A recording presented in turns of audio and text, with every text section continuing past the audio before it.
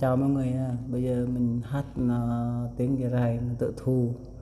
Mong mọi người đã nghe thử cái mình hát hay hay không. Mong mọi người thông cảm tí.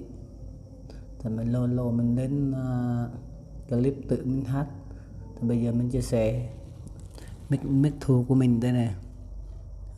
Thu hát thử nghe có được hay không. Nếu không được thì mong mọi người đừng chế cười. Chào mọi người nha. Ơi mọi tu tiên nhím ơi là mọi nói là mọi nó có duyên pháp nói là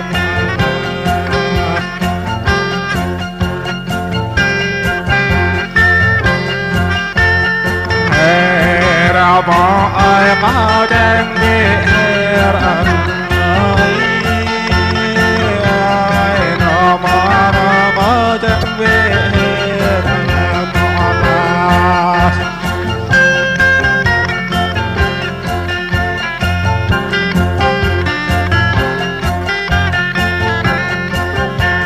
yo toa ta ku pa ma no pa chang ai toa ta ka pro la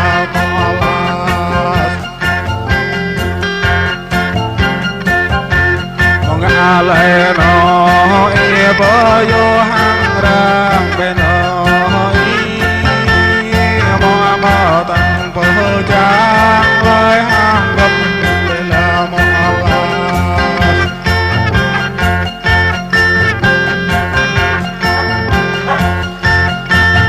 mo ne i nam po dam mo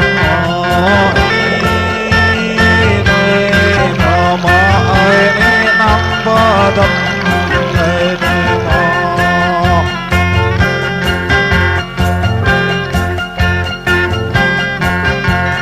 ra về lệ nói như ta có xóm qua mò ra về lệ nó mưa con ba bơ cho nên qua mò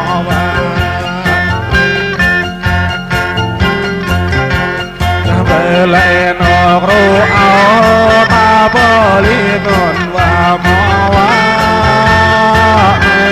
nó mò có duyên lắm ơi là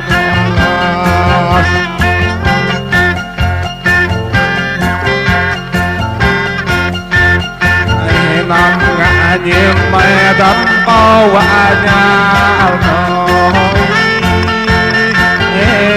ngã nhiệm mẹ đất có nhà quả mọc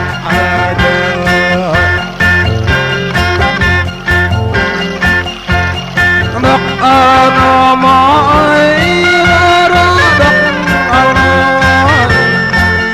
mẹ đất có mẹ đất rim đây là